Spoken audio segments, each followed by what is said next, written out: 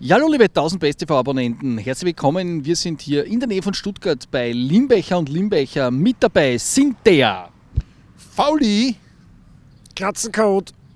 Neste Nils. Und bei uns geht es heute um das wichtigste Thema für 1000 PS, nämlich für Gebrauchtmotorräder. Gebrauchtmotorradbörse bei uns auf 1000 PS ist ja der Umsatzbringer und die Videos machen zwar Spaß, sind aber irgendwie der Verlustbringer, muss man leider sagen.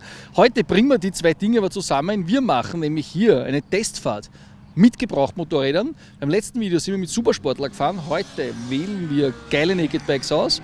Wir drei plus der Kameramann macht 4 Naked Bikes. Pro Naked Bike 5000er Maximum, Burschen, gell? Reißt euch zusammen. Kommt mit rein, schauen wir, was dabei ist. 1500 Motorräder, 4 davon wählen wir uns heute aus. Der Topverkäufer, den kennen wir ja schon. Topverkäufer, alles in Ordnung, bist fit? Alles bestens bei euch. Ja, alles Palette. Wie war es bei dem schönen Wetter? Alles Palette, weißt du, gestern sind wir gefahren, die Supersportler, und heute nehmen wir uns 4 Naked Bikes mit, maximal 5000er. Also ein bisschen, ein paar Hunderter vielleicht noch dazu, das sagen wir dir nicht da drüben. Ich schaue mich da gleich mal um. Z1000R geht sich nicht ganz aus, nur in der Drittelfinanzierung. Gibt es irgendwo was so um einen 5er, 4er, 5er, 5,5 oder so Maximum? Leibendes Naked. Was brauchen wir? Weißt du, Z750 oder Z800, was gibt es denn da? Da stehen die, was haben wir da? Z750S um 3,5. Burschen, sie ist nicht schlecht, aber schaut irgendwie ein bisschen uncool aus, oder? außerdem ist da drüben ein echtes Naked Bike. Also, keine Ahnung. falsche Naked Bikes nehmen wir nicht mit, oder wie? Oh ja, aber das echte ist schöner bei denen, finde ich. Okay. Die verkleidete sind immer, keine Ahnung, was kostet. Alex, was steht denn bei dem Verkäufer oder bei den Kunden höher im Kurs? 5,2. Naked Bikes oder Sporttourer? Ein Naked Bike ist nach wie vor sehr gefragt, auf jeden Fall, definitiv. Ist allein durch die Sitzposition, aufrechte Sitzposition, leichtes Handling, sehr beliebt, definitiv. Okay, und vor allem du sagst jetzt auch, die Z750S ist nicht naked genug, wir nehmen die Z650 oder was? Mir gefällt das Naked Bike einfach besser als das verkleidete. Ihr könnt sie auch andere nehmen. Okay, auf der Autobahn. Ich würde das Naked Auf Bike. der Autobahn Hat keine doch sogar- so ein kleines ein Windschild. Okay. Chaot, passt das? Ja, absolut. Ich finde auch Z geht nur naked. Das geht nicht mit dieser Halbverkleidung. Und das Schwarz sauft immer ab. Ich mag das nicht. Das ist super. Gut, dann gehen wir weiter und ich suche nämlich was mit Halbschale, weil ich weiß, wir haben auch ein Verbindungsstück dabei. Also irgendwas mit Halbschale bräuchte man dann auch. Schauen wir mal. Herr Verkäufer, da kommen wir der Sache, glaube ich, schon näher. 5, 6 Honda Hornet verkauft sich wahrscheinlich wie geschnitten Brot immer, oder? So eine 600er Hornet, auch klassisches Einstiegsmotorrad, ideal für Wiedereinsteiger oder Führerschein-Neulinge. PC41-Modell jetzt hier schon mit dem Combined ABS auch, was sehr beliebt ist. Und ja, absolut vom Preis erschwinglich. 4, 6. Voll was hat einen Kilometer drauf? 18? 18.000? Das gibt's ja nicht, die sind alle nichts gefahren. Nur mit den KTMs wird viel gefahren, weil sie so leibend sind. Ja, aber die wird gut reinpassen. Was hat die andere von gekostet? Die Z? Auch sowas, so ähnlich, oder? Ja, genau das gleiche. Nein, die kostet mehr. Also die ist genau im Rahmen. Die ist perfekt im Rahmen. Okay. Einmal zum Mitnehmen bitte. Ja. Wunderbar, So machen schnell wir. wickeln, ja. Gerne. Dann schauen wir weiter. Jetzt haben wir Honda und Kawa. 2 Naked Bikes. Sie haben immer noch nichts mit Halbschale. Ein CBF dazu geht nicht. Aber die Mittikoffer wäre super praktisch fürs Video-Equipment. Aber Chaozi ist, ich glaube, in der Liga der uncoolsten Motorräder. Sie ist die praktischste Maschine, wahrscheinlich auch eine der uncoolsten, oder? Muss man leider sagen, oder? Ja, das ist natürlich der absolute Super-GAU. Ärger geht's nicht mehr. Scheiße, das kannst du Chibi-Scheibe. Doch, da kann man sagen, wieso nicht? Dafür kann die halt alles. Ich meine, wir sind gestern schon mal rummontiert mit dem Gepäck und so und mit dem Kameraequipment. Das ist natürlich ein Traum. Für uns ist das ein Traum. Mit den Seitenkoffern und Topcase auch noch. Gestern war das Wetter auch noch schlecht, aber heute braucht man den Fahrtwind im Gesicht, oder? Und ein bisschen Okay, Action. na gut, okay, ihr werdet alles Fahrtwind genießen und ich nehme mal was mit Halbschale. Ja, die Rosane für dich, Pauli. Ja, ich finde das super. Das ist ja ein bisschen so Understatement. Nein. Jetzt müssen wir was klären. Wir müssen jetzt was klären. Herr Verkäufer, Alex, es gibt da immer so böse Zungen, die behaupten, dass die Gladys ein Frauenmotorrad ist. Jetzt sag einmal aus deiner Erfahrung, wie viel Prozent der Gladys-Käufer sind Männer und wie viele Frauen? Ich glaube, das kann man gar nicht so pauschal sagen. Es ist natürlich schon sehr geeignet. Es hat eine schmale Sitzbank, niedrige Sitzposition. Deswegen ist er natürlich schon auch sehr beliebt bei den Damen. Die Damen oder die Kunden, die jetzt vielleicht ein bisschen auch mal Schwierigkeiten haben mit der Sitzhöhe, ist natürlich super geeignet. V2-Motor um die 70 PS, super Einstiegsmotorrad. Also absolutes. Ich finde es leibend und wir nehmen ein Gladius mit, da könnt ihr sagen, was ihr wollt. Weil Wieder ist ja dann voll auf die ist billig da. Die SVS, aber um 2,5, das wäre dann unfair, weil die anderen haben viel mehr Budget. Aber das ist ja Wahnsinn. 10.000 Kilometer, 2.500, die kannst du gleich mitnehmen. Ja, aber das Baujahr mit. Ja, die ist nur in der Garage Das gestanden. ist mir unheimlich. 16 Jahre alt. Das war echt. Aber da, was ist da? 5.200, 5.000 Kilometer, na, das ist ja nicht einmal noch reingefahren. Das ist ja Wahnsinn. Wieso? 14er Baujahr, Gladius. Ja, die nehmen wir mit, oder? Immer ein Motorrad, das ich extrem gern gehabt habe, weil das ist die SV Nachfolgerin, die mir zwar optisch besser gefallen hat, aber ich lasse es gelten. Die ist leibend, passt. Genau, wenn die im Budget ist mit den wenigen Kilometern und das Baujahr, ich meine, ich habe die immer gern gehabt. Passt, wunderbar. Nein, ist leibend. SV vorher war die auch. Ich habe es schon rübergeschaut. Jetzt schaut mal eine Etage weiter. 5.400, ist gerade noch drin, ein 12er Bandit. Mein erstes großes Motorrad, 22.000 Kilometer. Nein, Mördergerät. Das ist nicht mehr im Budget, weil wir haben zuerst der Triumph gesehen und ich war nicht mehr im Budget, Ja, obwohl da hat er selber aber sogar mit der war ich zurückgestellt. Ist mir doch wurscht. Nein. Auch du musst dich ans Budget Hast halten. eh recht. 5 haben wir gesagt. Aber jetzt haben wir 3.600er. 5,2 haben wir schon geschluckt. Schau dir was anderes an. Und da sind wir da. Oh, was ist das? Der Nagel neu. 4.300, 650er Bandit. Ja, das ist in deinem Budget. Bandit, wie schaut es denn da aus im Verkauf? Geht da immer wieder was? Auf jeden Fall. Die Klassiker, sage ich mal, auch die 650er, die Bandit, so als, sag ich mal, irgendwo so, ja, bisschen Sporttourer, Naked Bike ist jetzt nicht ganz mit der Frontverkleidung, sage ich mal, reines Naked Bike dann eher weniger, aber auf jeden Fall, gerade die S-Version mit ABS.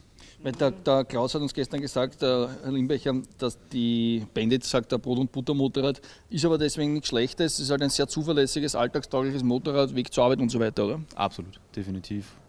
Ja, 4.300, da sparen wir uns einen ganzen Tausender. Code, was sagst du? Naja, man darf nicht vergessen, wir machen das jetzt ein bisschen runter, da, Brot und Butter. Ich kann mich erinnern, vor 10 Jahren bei 1000 PS, ich meine, das war ein echt sportliches Naked Bike, da waren wir stolz, Bandit, da war man ein harter Typ, ja, deswegen hat sich der Nils auch eine gekauft. Und heute denken wir, ja, war eh nett. Ja. Also das muss man in Relation setzen, aber genau deshalb machen wir diesen Test. Genau, deswegen mache ich den Bandit 4.300 mit Halbschale, mit der fahre ich und die anderen werden dann winseln auf der Autostrada. Und jetzt haben wir unsere 4 Mopeden und jetzt werden wir auf große Reise gehen, oder?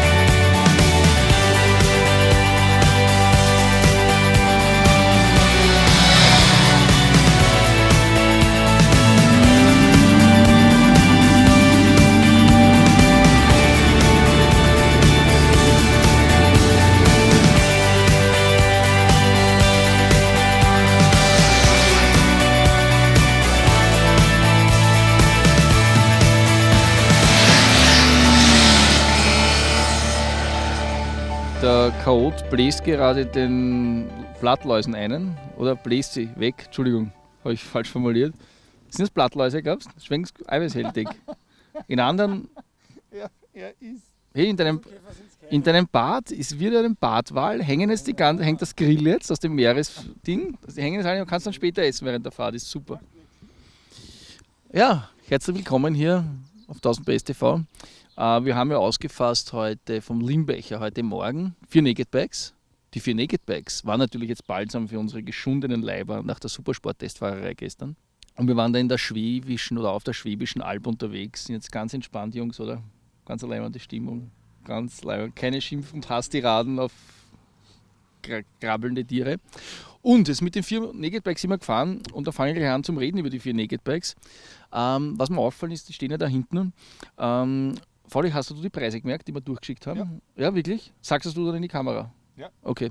Was mir auffällt ist bei den 4 Naked Bikes, selbst im Vergleich zu den 10, 14 Jahre alten Supersportlern, die wir gestern gefahren sind, ist es so, dass halt die Präzision und die Qualität von Fahrwerk und Bremse halt ein bisschen zum Wünschen übrig lässt. Also das hat mich dann ein bisschen schockiert. Ich bin ja schon lange nicht mehr so ein Naked Bike gefahren, so gebrauchtes. Also da sind die Supersportler tatsächlich auch die älteren Baujahre überlegen. Was aber dann leibend war halt einfach dieses geschmeidige, komfortable Fahren mit dem Motorrad. Ich muss gestehen, ich war ein bisschen voreingenommen zuerst und habe dann meine Meinung revidieren müssen und habe mich verliebt in die Gladius. Ursache ist der Motor. Gladius-Motor unschlagbar. Man ist dann auch ziemlich schnell unterwegs mit dem Motorrad, weil das Gute ist, der Motor reißt leibend an und die Bremsen ist so schlecht. Das heißt, man ist irrsinnig schnell in jeder Kurve. Das ist echt gewaltiger Kurvenspeed mit der Gladius. Also daran muss man sich gewöhnen. Und woran man sich halt auch gewöhnen muss, ist, dass es halt nicht so eine coole Optik hat wie die SV. Aber der Motor ist einfach eine Sensation und das Handling, diese einfache Fahrbarkeit, hat man wirklich taugt. Wie ich dann umgestiegen bin auf die Bandit, war es halt so, habe ich mir gedacht, ja, die Bandit ist echt ein nettes Motorrad, aber auf meinem Instagram-Account hat mir mal draufgeschrieben, nett ist die kleine Schwester von Scheiße. Also ich weiß, kann man vielleicht auch so sagen, Bandit kann halt nicht wirklich irgendwas gut, außer dass sie halt ein treuer Begleiter ist. Also wenn man dann lange Etappen fährt, ein bisschen einen Windschutz braucht, wir haben ja die S-Version mit. Die Bandit ist halt dann gut, wenn man sagt, okay, ich möchte jetzt von A nach B, lange Distanz, wenig Anstrengung, viel Fahrkomfort, tüchtig, treu, nett, ist die Bandit grandios. Aber der Motor geht nicht wirklich ins Herz, fährt nicht wirklich ins Herz, Bremserei und Fahrwerk eher lasch. Alles gut und praktisch, aber nicht wirklich emotional. Da ist bei Suzuki halt die Gladius genau das Gegenstück, ein bisschen weniger praktisch, aber wirklich leibend. Umgestiegen dann zur Hornet, war so, da habe ich mir am Anfang am meisten erwartet, aber der Motor hat mir zu wenig Euphorie versprüht. Er hat zwar leibend dreht, hat aber unten raus zu wenig Punch gehabt, also hat mir im direkten Vergleich die Gladius mehr taugt. Fahrwerk und ganze Optik vom Motorrad natürlich sensationell. Also Hornet für mich das sexiest Motorcycle, was wir mit haben, muss ich sagen, Jungs. Schaut wirklich leibend aus mit der Upside-Down-Kabel, mit der leibenden Bremserei, mit den goldenen Dingen und so. Also optisch vom Anschauen für mich das Schönste. Und ein bisschen unter Wert geschlagen, glaube ich, heute die Z750. Z750 hat ganz lausig eingelenkt. Ich glaube, das sind die Reifen, die drauf sind. Das sind so Sport-Touring Neues, BT21, glaube ich. Das ist nicht mehr die feinste Ware. Ich glaube, die Z750 ist ein bisschen heikel bei der Wahl der Reifen. Also da haben wir ein bisschen Grounds am Einlenkverhalten. Was halt wieder leibend ist, ist diese Souveränität von dem Aggregat. Das ist halt schon ein echtes Big Bike, kostet aber circa gleich viel. Ein echtes Big Bike um wenig Geld. Kann aber beim Handling dann nicht mithalten mit den anderen. Und jetzt, faktenvoll, hoffe ich, kommt gleich mein Kaffee und das ist der optimale Zeitpunkt, dass ich das Mikrofon zu dir weitergebe und du leitest gleich mal bitte ein mit den Preisen, die wir da abgelegt haben für die Bikes. Danke, Foli. Wir haben zwei gleich teure oder gleich billige Modelle mit jeweils 5.200 Euro vom Limbecher und Limbecher geholt. Die Suzuki SFV 650 Gladius. Und die Kawasaki Z750 mit 4.600 Euro ist die Honda Hornet 600 angeschrieben. Und die günstigste ist die Suzuki Bandit 650 mit 4.300 Euro. Das sage ich mal, ist in einem Bereich, den man wahrscheinlich nach oben und unten ausweiten kann, ein knapper Tausender. Da findet jeder sein Auslangen bei um die 5.000 Euro. Und ich werde mein Ranking von hinten anfangen. Also leider eben durch diese schwere Einlenkbarkeit hat mir die Kawasaki Z750 hier jetzt bei der Fahrerei auf der Schwäbischen Alb am wenigsten gefallen, wie du schon angesprochen hast. Wir vermuten, es ist der Reifen. Dadurch fühlt sich das ganze Motorrad aber einfach um mindestens eine Klasse schwerer und größer an. Es ist fast wie ein Tausender. Vom Motor her muss man dafür sagen, es ist zwar kein Tausender und geht auch nicht so gut wie ein Tausender, aber es ist schon sehr, sehr angenehm zu fahren, der 750er Motor. Also es ist richtig gut, auch das Fahrwerk an sich und die Bremserei schon meiner Meinung nach auf einem sehr hohen Niveau bei der Z750, aber trotzdem durch dieses Vom Plastik auf Leder. Leder auf Plastik. Ich hoffe, das war das Geräusch jetzt. Okay. Der Chaot muss da bleiben, weil der spielt so lieb mit den Läusen da. Das ist so herzig. Also der hat da neue Freunde gefunden und gleich ganz, ganz viele. Ganz sicher keine in den Haaren. Ja, in den oberen Haaren vielleicht nicht, aber im Bart sicher eine ganze Menge. Ich sehe es schon grün wurzeln. Naja, wurscht. Im taugt's halt. Dann kommen wir zu meiner persönlichen Nummer 3 von den 4. Und da muss ich sagen, da habe ich mir im Vorfeld wieder mal überlegt, na gut, ich fange mit so einem Motorrad nichts an, die Bandit 650. S nämlich sogar, die verkleidete. Und optisch fange ich auch tatsächlich nichts mit ihr an. Ich finde sie einfach nur langweilig. Es ist so ein richtig braves Motorrad, das alles mitmacht und brav funktioniert. Und da habe ich mir im Vorfeld überlegt, na, die wird sicher mein Schlusslicht werden, weil sie mir optisch so gar nicht zusagt. Aber die Fahrerei, da war ich schon positiv überrascht. Das hat eigentlich insgesamt am besten funktioniert, weil an der Bandit 650S gab es für mich nichts, was ich jetzt so richtig schlecht gefunden hätte. Der Motor, ja, es ist nur 650er und ich weiß jetzt gar nicht, wie viel PS die hat. Es tut mir sehr leid, mich interessieren diese Motorräder. 80 hat sie, sage ich jetzt.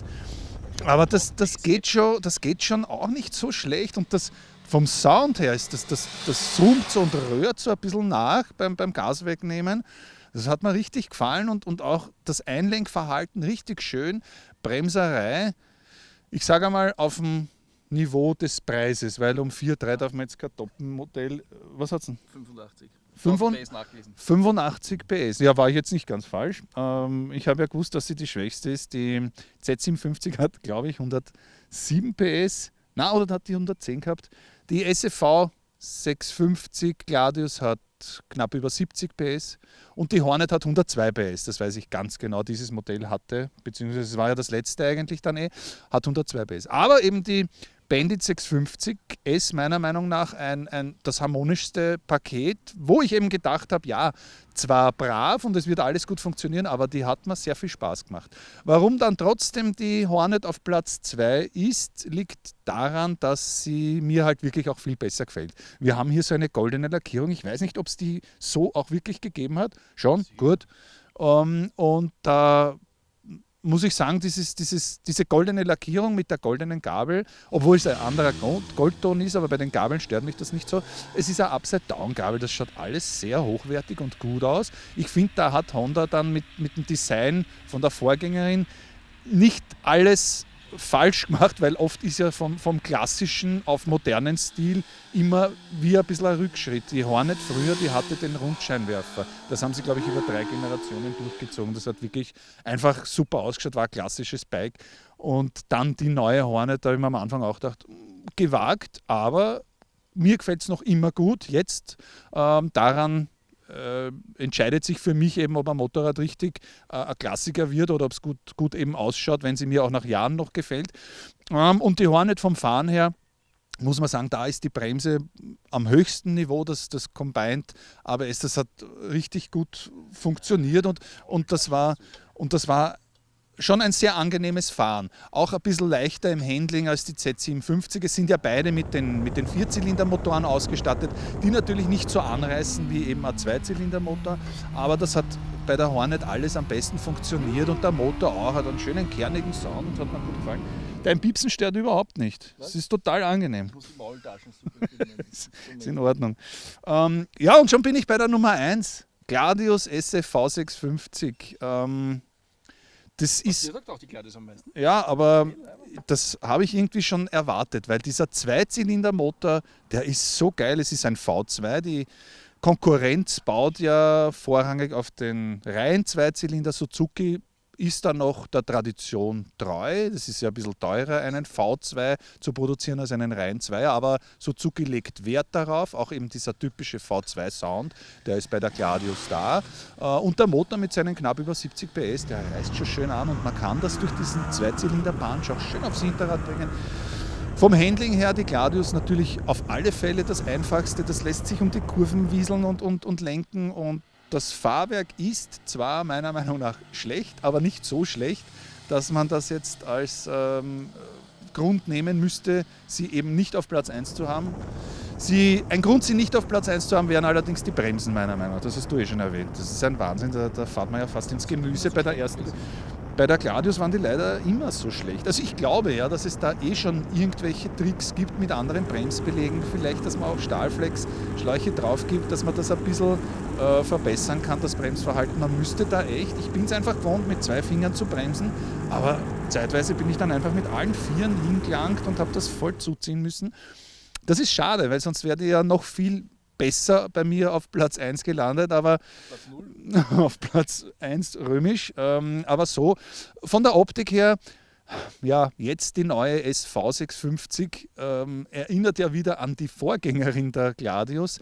Gefällt mir dann jetzt schon wieder besser mit dem Rundscheinwerfer, aber richtig schier finde ich es auch nicht. Der Scheinwerfer ist so ein Streitthema, der ein bisschen an ein weibliches Organ im mittleren Bereich erinnert. Aber das schaut irgendwie trotzdem, es ist ein bisschen, ja, fast. Bisschen, ja, in der Richtung halt. Egal. Sie haben ja auch gesagt, es soll eher auch Frauen ansprechen. Ich meine, ich weiß nicht, warum dann gerade das Frauen ansprechen soll. Aber egal, es ist insgesamt ein gelungenes Motorrad mit diesem Gitterrohrrahmen. Das schaut schon nicht so schlecht aus. Ja, wie gesagt, trotz allem meine Nummer 1 und jetzt zum lausbändiger Chaot gebe ich gleich weiter.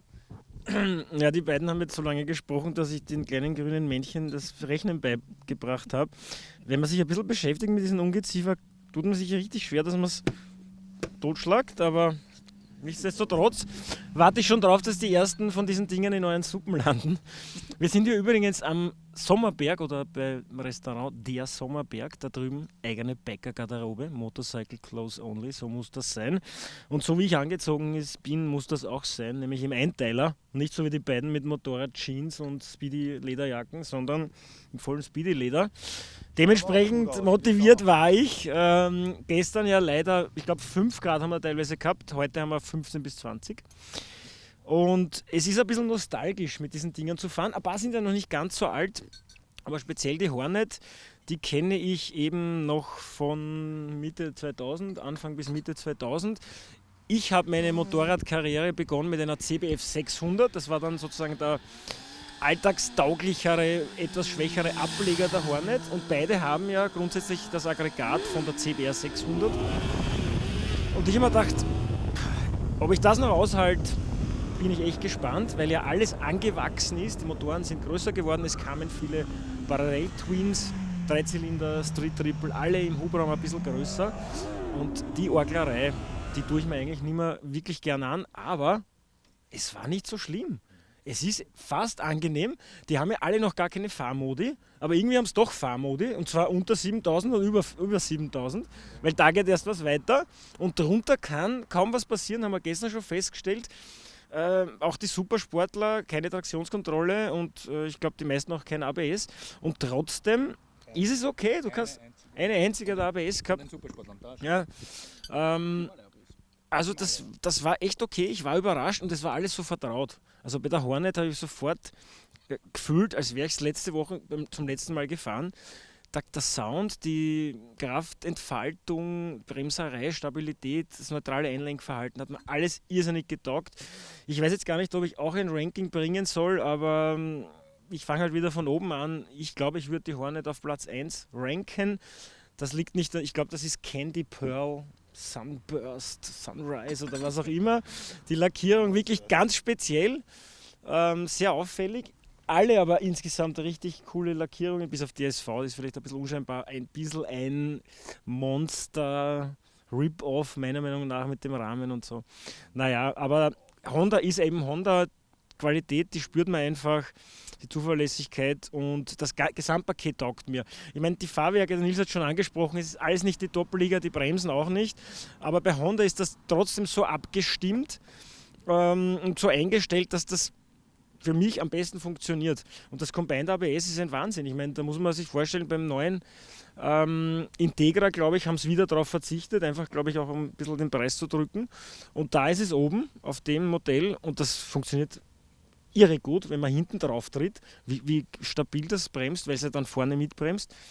Da hat man irrsinnig getaugt. Dann kommen 2 Modelle, die haben meiner Meinung nach das beste Aggregat, das weichste, geschmeidigste, wie eine Angora-Unterhose. Und das ist eben die Bandit und die Z57. Die Bandit vielleicht sogar noch ein bisschen geschmeidiger. Das ist ein Wahnsinn. Da glaube ich, ist ein 6-Zylinder. Ich weiß nicht, wie sie das geschafft haben, da vor 10, 15 Jahren, wann dieser Motor entwickelt wurde, das so hinzukriegen. Irre. Ja, wahrscheinlich. Und Japaner und 4-Zylinder, ich meine, das haben sie perfektioniert. Ja, diese Kunst haben sie echt perfektioniert. Da macht ihnen keiner was vor. Natürlich, spektakulär ist vielleicht anders. Z57 natürlich diesen Hubraumvorteil, das drückt schon mächtig an. Dafür die Z57 vom Einlenkverhalten ganz seltsam. Wie die Z1000, das haben sie halt gemein. Das nickt einerseits vorne ein, leicht, wenn man einlenkt, und andererseits ist es etwas bockig. Man muss das mit dem ganzen Körper fahren. Das Problem, wir kennen diese ganzen Strecken hier nicht, und da fährt man halt mehr aufrecht und ein bisschen mit Drücken, ja, damit man einfach schön wieder aufstellen kann und hängt sich nicht in die Kurve rein. Dann geht das ein bisschen besser. Aber da ist die Bandit harmonischer auch, geschmeidiger, auch irgendwas, wie du sagst, sie ist jetzt nicht wirklich interessant. Sie ist natürlich nichts zum Herzeigen oder zum Auftrumpfen, aber es funktioniert. Das ist Brot- und Butter-Motorrad. Das war, glaube ich, auch gestern, hat der Herr Limbecher das sofort so gesagt, ja, Brot und Butter. Das dürfte so ein Begriff sein in Deutschland. Wir kennen das gar nicht so in Österreich. Aber genau das ist es. Genau das ist es. Fast jeden Tag. Du kannst 50.000 Kilometer im Jahr auch fahren. Es ist okay, aber es ist nicht so spektakulär. Und wenn wir von spektakulär reden, das sind wir bei der, jetzt wollte ich schon sagen, SV650, bei der Gladius. Die Gladius ist sozusagen die weibliche Version der SV650. Da auch ein bisschen ist es schon. Es ist alles ein bisschen runder, ein bisschen geschmeidiger. Aber der Motor ist ein Traum. Also das ist das größte Spielzeug in der Reihe, finde ich. Bei mir trotzdem jetzt etwas weiter hinten. Diese 3 möchte ich jetzt gar nicht rein. Aber du kannst mit dem Wheelen üben. Das ist ein bisschen so wie die MT-07. Super zum Fahren. Der Motor hat von unten eben auch den Druck. Nicht wie bei den 4-Zylindern, wo man echt auf 7.000, 8.000 Touren gehen muss, sondern einfach von unten schon richtig schön. Der Sound ist gut. Also mit einem anderen Auspuff hast du so ein bisschen einen voluminösen Sound. Ich würde da halt eher die SV650 vorziehen. Ich lasse mir das jetzt auch nicht ausreden. Die SV650 ist das männlichere Bike, das klassischere Bike. Und die Bremse, das große Manko. Auch, das merkt man richtig, wirklich schwächer als die anderen. Und ich muss sagen, seit Jahren habe ich heute wieder mit 4 Fingern gebremst. Das habe ich schon ewig nicht mehr getan, weil die Bremsen so gut sind. Aber heute habe ich echt gedacht, okay, du musst jetzt mit alle 4 Fingern hingreifen, weil sonst bremst sich das nicht mehr ein. Ja, und das war schon insgesamt das Resümee, glaube ich, von mir. Optik hast du schon sehr viel gesagt, Preise sowieso. Ja. Vielleicht fallen ja, ich muss mich wieder um diese meine Kollegen kümmern, die haben sich schon wieder vermehrt, keine Ahnung, wie die das machen. Weil bei dir so viel Dreck da unten ist, den sie gern haben wahrscheinlich. Aber über solche Sachen reden wir lieber nicht. Honda, das ist ein Combined Braking System, nicht Combined ABS. Ja. Das ist das Braking ABS System. ja auch, oder? Dann das ABS schon auch, aber ABS ist so und so immer. Ja, aber das ist Combined Braking System, CBS. Und wir haben immer Combined ABS gesagt. Nur, dass ihr euch auskennt. Okay. Dass ihr wisst, dass wir uns nicht auskennen. Gell? Aber ja, ich muss jetzt meine Tomaten-Grensuppe essen da auf der Schwäbischen Alb. Ich hoffe, ich patze mir meine schöne Speedyjacke nicht an, aber ja. Wird schon irgendwie hinhauen, der Nils muss das dann halt wegschlecken. Ja, da ist eine Maultasche damit mit Inbrunst gefuttert, geschlürft. Willst du einen schönen Abschluss machen wieder, Nils? Abschluss. Also ist da beim Maultaschensuppenfuttern was eingefallen? Maultaschensuppenfuttern habe ich jetzt neue Energie getankt. Und wir lassen uns jetzt irrsinnig Zeit, weil der Kameramann hat auch schon Hunger, den lassen wir da jetzt zuschauen, wie wir essen. Na, wir fahren jetzt noch eine schöne Runde zurück über die Schwäbische Alb, zurück Richtung Stuttgart zum Limbecher, da gehen wir die Bikes nachher zurück. Und ja, das ist ja nur fürs Drehbuch, also das verraten wir nicht, dass wir es nicht wirklich gekauft haben. Wir geben es dann wieder zurück und müssen nur alle Sturzschäden bezahlen. Ja. Und was toll ist, wir haben ja die Strecke hier gewählt aufgrund von Tipps, die uns unsere Instagram-Follower da gegeben haben. Das war natürlich praktisch, weil wir kennen uns ja hier nicht aus in der Gegend. Und das war klasse. Und was jetzt noch gut wäre, wenn ihr selbst solche Motorräder habt, weil natürlich wieder eure Erfahrungen, Reifenwahl, Zubehör, Auspuff und so weiter, wenn ihr das unten drunter postet, das wäre leibend. Und was auch leibend ist, von uns natürlich leibend, wir geben jetzt unter das Video drunter so einen Link, wo man die gebrauchten Motorräder da hinten quasi in Übersicht, also nicht nur die 4, sondern überhaupt. Also auf einen Link trägt man drauf und kann sich alle gebrauchten anschauen. Und das hat der Kaoda schon gesagt, zum Beispiel die SV650 gibt es schon ab 1500, die Gladius ab 3000 circa aufwärts. Also dann habt ihr dann all die Motorräder auf einen Klick. Und wenn ihr das noch komfortabler haben wollt, installiert unsere 1000 PS App, die mittlerweile echt leibend ist. Hat ja nur 5 Jahre gedauert, bis wirklich leibend funktioniert. Mittlerweile ist es wirklich leibend, also nach 10 Mal sagen sie ist leibend, jetzt ist es echt leibend. Installiert es euch, dann habt ihr den ganzen Gebrauchten noch auf einen Klick. Ansonsten würde ich jetzt gerne in Schwäbisch uns verabschieden. Hat irgendwer checkt? Wie sagt man in Schwäbisch Tschüss? Das wäre noch super, wenn das wer unten hinschreibt. Wie kann man auf Schwäbisch auf Wiedersehen sagen? Und dann sagen wir das jetzt halt. Ja? Tschüssli. Tschüssli vielleicht. Schwäbisch, hi. Ja, tschüss.